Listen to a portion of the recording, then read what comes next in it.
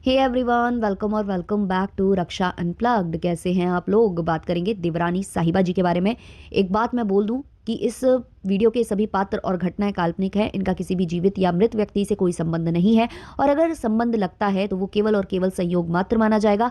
तो आपसे मैं यही रिक्वेस्ट करूंगी कि क्योंकि मैं देवरानी साहिबा नाम के कैरेक्टर की बात कर रही हूँ, तो आप लोग भी देवरानी साहिबा करके ही मुझे कॉमेंट करें। कोई भी इधर उधर का नाम आप कॉमेंट सेक्शन में ना लिखें, इट्स अ रिक्वेस्ट। तो चलिए स्टार्ट करते हैं पॉडकास्ट को। तो बहुत लोगों ने मुझे कॉमेंट किया था कि इस और आप प्लीज़ प्रकाश डालिए, अपना पीओवी शेयर करिए। लाइव हो रही है, बहुत महंगी साड़ी सेल की जा रही है और कमेंट्स को डिलीट किया जा रहा है जो इनकी रियलिटी बता रहे हैं। तो क्योंकि लाइव वाली बात थी तो मुझे थोड़ा सा डाउट हुआ, क्योंकि होता क्या है ना कि जब लाइव चल रही होती है उस टाइम पर जो व्यूज़ होते हैं वो ज़्यादा होते हैं, ऑडियंस जो है कमेंट कर रही होती है, तो जो कमेंट्स होते हैं लाइव के दौरान वो बाद में सब हट जाते हैं। मतलब लाइव कमेंट्स आप देख सकते हो अलग से, बट जो मेन जो नीचे कमेंट्स दिखाई देते हैं ना बाद में, जो बहुत चंद कमेंट्स होते हैं वो इसलिए दिखाई देते हैं क्योंकि वीडियो तब तक खत्म हो चुका होता है, लाइव खत्म हो चुकी होती है और बाद में जो लोग दोबारा वॉच करते हैं तो वो या तो कमेंट करते नहीं है और या फिर जो कोई दूसरी ऑडियंस देखती भी है तो ज़रूरी नहीं है कि वो कमेंट करे। बाद के व्यूज़ के अकॉर्डिंगली वो कमेंट होते हैं और जो लाखों लाख में आपको व्यूज़ दिखाई देते हैं वो लाइव के दौरान हुए होते हैं, इसलिए वो चढ़ जाते हैं। तो इसलिए लोगों को लगने लगता है कि लाइव इतने सारे व्यूज़ और कमेंट्स इतने कम क्यों। फिर भी आप लोग क्योंकि बोल रहे थे कि आपको इस पर रिएक्शन चाहिए, तो मैंने वो लाइव जाकर देखने की कोशिश की कि आखिर कैसे कमेंट्स आ रहे थे। फिर मुझे पता चला कि उस लाइव के तो कमेंट सेक्शन को ही ऑफ कर दिया गया। भाई ऐसा क्यों किया? क्योंकि बाकी जितनी भी लाइव्स हैं उसमें कहीं पर भी कमेंट सेक्शन को ऑफ नहीं किया गया है, पर्टिकुलरली इसी लाइव का कमेंट सेक्शन ऑफ किया गया है जिस लाइव की बहुत ज़्यादा चर्चा हो रही है। पहली चर्चा है तो ये कि साड़ी बहुत ज़्यादा एक्सपेंसिव है। साड़ियाँ ये पहन कर दिखाती हैं, ब्लाउज़ ये पहन कर दिखाती हैं, जो लोगों को रास नहीं आता है कि भाई पहने ओढ़े कपड़े ये सबको जो है दे देते हैं। आप एक चीज़ और नोटिस करना, जितने भी ये जो व्लॉगर्स हैं जो कि पीपी करते हैं, खीशो या डिपकार्ट के प्रोडक्ट्स को जो सेल करते हैं, मैंने पहले भी इस बात पर प्रकाश डाला हुआ है, फिर से मैं डाल रही हूँ कि ये लोग दिन भर उस चीज़ को पहनते हैं और फिर रिटर्न मारते हैं। प्रमोशन के लिए ये बहुत गंदी चालें करते हैं। अब ये भी जो जितनी भी ड्रेसेस पहनकर ये आती हैं स्टोर में, ज़्यादातर वो पीपी वाली ही होती हैं। ये जो लाइव कर रही होती हैं, नई नई ड्रेसेस जो डालती हैं ये पीपी वाली होती हैं। अब इसको ये पूरी लाइव में पहने रहती हैं और चाहे सर्दी हो चाहे गर्मी हो, कभी ऐसा नहीं होता कि पसीना नहीं आता है। हाँ, सर्दी में कम आता है बट ऐसा नहीं है कि पसीना आता ही नहीं है। जब आप हैवी कपड़े डाले होते हो ना और बंद स्पेस पर होते हो और लगातार बोल रहे होते हो और आपके हाथों का मूवमेंट हो रहा होता है, सब कुछ हो रहा होता है, लाइट्स इतनी सारी हैं, तो आ ही जाता है थोड़ा बहुत पसीना। और इन लोगों का ये जो गंदा काम है वो अच्छा नहीं लगता है। अब ये उसी में ये जो ब्लाउजेज हैं वो ट्राई करती हैं, दिखाती हैं, साड़ी पूरी ड्रेप करके दिखाती हैं, तो उससे काफ़ी लोगों को तकलीफ थी। काफ़ी लोग उस चीज़ का इनको कॉल आउट कर रहे थे कि आप ये पहनी पहनाई चीज़ें दे रहे हो। एक तरीके से तो वही हो गया कि जैसे हम रेंट पर लेते हैं ना कपड़े, तो वो पहने हुए होते हैं, ड्राई क्लीन करके दे दिए जाते हैं। कई बार ड्राई क्लीन किए जाते हैं, कई बार नहीं किए जाते अगर वो स्मेल नहीं कर रहे होते, या फिर धूप में डाल दिया जाता है उनको और फिर दे दिया जाता है। तो वैसे ही था आप कर रहे हो। मतलब प्राइजेस जो है वो एक तो इतने हाई है, हम इतना ज़्यादा पे करें, ऊपर से हम पहने हुए कपड़े लें, तो ये काफ़ी लोगों को रास नहीं आ रहा था। दूसरा, बहुत ज़्यादा हाई प्राइजेस हैं। लोग ये बोल रहे थे कि यहाँ भी मिल रहा है वहाँ भी मिल रहा है, जो हर वक्त लोग बोलते हैं कि यहाँ इतने का मिल रहा है आप महंगा दे रही हो, वहाँ इतने का मिल रहा है आप महंगा दे रही हो। तो वो सारे कॉमेंट्स थे। दूसरा, इन्होंने जितने भी प्राइस डिसाइड किए हैं साड़ी के, उसमें 15 रुपये एक्स्ट्रा ऐड किए हुए हैं। 3215, 4215, है ना, 5615। तो इस तरीके के इनके प्राइजेस हैं, 15-15 हर उसमें इन्होंने आउटफिट में लगा रखा है। अब जब इनसे लगातार प्रश्न किया गया इनकी लाइव में कि 15 क्यों, 15 क्यों, क्योंकि मैं ये लाइव कमेंट्स की बात कर रही हूँ। लाइव में जो कमेंट्स आ रहे थे, लाइव के बाद वाले तो ऑफ कर दिए गए हैं, तो लाइव कमेंट्स में ये बोल रहे थे लोग। तो इन्होंने कहा कि मेरी बेटी का जन्मदिन जो है 15 तारीख को होता है, इसलिए मैंने उसमें 15 लगा दिया। मतलब कोई सेंस है इस बात का?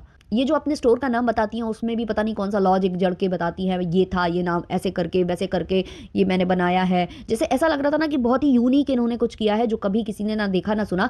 वैसे तो इस नाम के काफ़ी सारे स्टोर्स हैं, बहुत लोग देख चुके हैं, लेकिन एक रील काफ़ी वायरल हो रही है जो कि मेरे पास भी आई थी, मेरे तक पहुँचाई है मेरी ही ऑडियंस ने।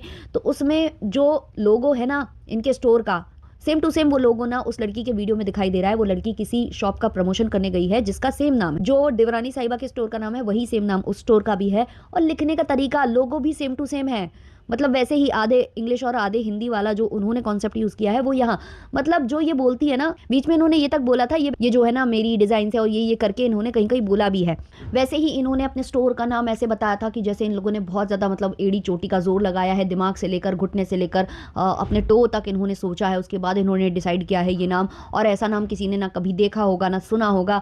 ऐसे ही अपने डिज़ाइंस की बात कर रही थी कि ऐसी डिज़ाइंस है, मेरी ही डिज़ाइंस है, और ये वाला जो लहंगा है वो उसने पहना था, बड़े यूट्यूबर की पत्नी पत्नी ने। भाई जब उस बड़े यूट्यूबर की पत्नी ने पहना था तब तक तो आपका स्टोर भी नहीं था, तो वो कहीं और से लेकर पहना होगा ना, तो इसका मतलब आपके जो कपड़े हैं वो फर्स्ट कॉपी सेकंड कॉपी में आने चाहिए फिर तो, है ना। तो ये खुद बहुत ज़्यादा कंफ्यूज थे, और जब इनको पकड़ा गया तो इन्होंने कहा कि हमने तो कभी क्लेम नहीं किया कि डिज़ाइन हमारी हैं, हमने तो कभी ये नहीं कहा, हमने तो कभी वो नहीं करा। तो ये जो है ना बहुत ज़्यादा गेम प्ले करते हैं ये लोग, अपनी बातों से पलट जाते हैं। अभी बीच में इन्होंने एक कम्युनिटी भी डाली थी जिसका मैंने कोई जिक्र नहीं किया था, क्योंकि मुझे पता है कि कोई फ़ायदा नहीं है इनके आगे, मतलब कहते हैं ना कि अंधे के सामने रो अपने दीदे खो टाइप वाला जो कॉन्सेप्ट है इनके साथ। तो इन्होंने एक कम्युनिटी डाली थी और इन्होंने स्क्रीनशॉट दिखाया था कि देखो मैंने कोई वीडियो डिलीट नहीं किया, लोग मुझ पर इल्ज़ाम लगा रहे हैं कि मैंने वीडियो डिलीट किया। तो इन्होंने कंट्रोवर्सी से रिलेटेड वीडियो का स्क्रीनशॉट दिखाया था, लेकिन इन्होंने सगाई वाले वीडियो के टाइम का स्क्रीनशॉट नहीं दिखाया था। वो जो सगाई वाले वीडियोस थे इनके, जो देवर की सगाई हुई थी, वो इन्होंने 3 से 4 अपलोड किए थे, लेकिन अभी वो केवल 2 अवेलेबल हैं इनके चैनल पर। जबकि जब भी इनके घर में फंक्शन होता है तो दिन के 2 से 3 ब्लॉग तो ऐसे ही आ जाते हैं। इनके जो चैनल पर अभी ब्लॉग है वो केवल वो वाला है जिसमें ये तैयार हुई हैं, और दूसरा वाला नॉर्मल वाला ब्लॉग है जिस ब्लॉग में ये उलूल झुलूल बातें कर रही थी, जिस ब्लॉग में ये अपने आप को नचनिया फैमिली बोल रही थी, जिस ब्लॉग में ये बोल रही थी कि मैं अपने पति को तुम लोगों के बीच में सुलाऊंगी, और ये वो उल्टी सीधी बातें, हमारे यहाँ सब चलता है, हमारे यहाँ जेठ हेठ का कोई मान मर्यादा नहीं होती है, ये जो बातें बोल रही थी वो वाला व्लॉग इन्होंने डिलीट किया है। इनसे ज़्यादा जो सगाई के व्लॉग्स हैं वो अभी इनकी जेठानी साहिबा के चैनल पर उपलब्ध हैं। तो ये जो है ना खेलती हैं ऑडियंस के साथ, बहुत ज़्यादा खेलती हैं, और फिर जो है ना ये लोग सीधे बन जाते हैं कि हमने तो कुछ किया ही नहीं, हमने तो ऐसा बोला ही नहीं, क्योंकि हम वो चीज़ डिलीट ही कर चुके हैं, हम वो पार्ट ट्रिम ही कर चुके हैं, तो आप क्या कर लोगे, आप क्या सवाल उठा लोगे, आप कैसे प्रूफ्स ले आओगे। लेकिन इनको ये नहीं पता है कि भाई जब आप पर रिएक्शन बनते हैं ना, तो जिस टॉपिक पर रिएक्शन बनते हैं, जिस बात को उठाया जाता है ना रिएक्शन चैनल वालों की तरफ से, उन चीज़ों का हमेशा प्रूफ कलेक्ट कर लिया जाता है, हमेशा स्क्रीन रिकॉर्डिंग कर ली जाती है, ताकि आप जैसे जो ब्लॉगर्स है ना जो बात बात पर लीगल लीगल लीगल की धमकी देते हैं, आप लोगों के मुंह पर वो प्रूफ्स फेंक कर हम प्रूव कर सके कि भाई कहाँ आप गलत हो और कहाँ हम गलत हैं। तो हमेशा ये लोग बहुत ज़्यादा ही सोचते हैं कि हम स्मार्ट हैं स्मार्ट हैं स्मार्ट हैं, और दूसरों को ये बेवकूफ़ समझते हैं। तो कोई बेवकूफ़ नहीं है, सब अपने आप में स्मार्ट हैं। और ये बात सच है कि इनके जो कलेक्शन है उसमें कुछ साड़ियाँ मुझे भी पसंद आती हैं, ऐसा नहीं है कि मुझे पसंद नहीं आती हैं, लेकिन जब मैं कमेंट्स देखती हूँ वहाँ पर ऑडियंस का, जब वो ये बोल रहे होते हैं कि हमारे पास में एक शॉप है जिसमें अच्छी क्वालिटी के कपड़े मिलते हैं, ऐसा नहीं है कि उसकी क्वालिटी के साथ कोई कॉम्प्रोमाइज़ है, वहाँ पर ये सेम चीज़ सस्ते में मिल रही है, आप बहुत ज़्यादा एक्सपेंसिव बेच रहे हो, उसी वक्त से मेरा भी दिमाग ये हो जाता है कि भाई कभी भी कोई चीज़ खरीदने से पहले आपको एक बार के लिए अपने लोकल मार्केट में लोकल शॉप पर जाकर उस चीज़ को फील करना चाहिए, टच करना चाहिए। फिर अगर आपको लग रहा है कि नहीं यहाँ की क्वालिटी शायद उतनी अच्छी नहीं है, तब ये चीज़ ट्राई करो। ऊपर से जब ये लोग हर चीज़ को पहन पहन के जो है आपके सामने शोकेस कर रहे हैं, तो समझ जाइए कि उस कपड़े की कितनी अच्छी गति हो रखी है ना। यही सेम चीज़ जो है वहाँ पर लप्पू लप्पी करते हैं, लप्पू लप्पी भी वही अपने बेडरूम से आते हैं सीधे, ये तो खैर शोरूम से आती हैं, वो तो सीधे बेडरूम से आते हैं, सब कुछ शोकेस करते हैं। खैर ये जो लप्पू लप्पी वाला मैटर है उसको हम कभी और डिस्कस करेंगे, अभी नहीं मुझे करना है, अभी मुझे इनके लिए ही बात करनी थी, तो मैंने ये मुद्दा जो है रेस किया है। बाकी आप लोग भी अपने अपने ओपिनियंस शेयर कर सकते हो कमेंट सेक्शन में। मिलते हैं जल्द ही नेक्स्ट पॉडकास्ट के संग, तब तक के लिए बाय बाय।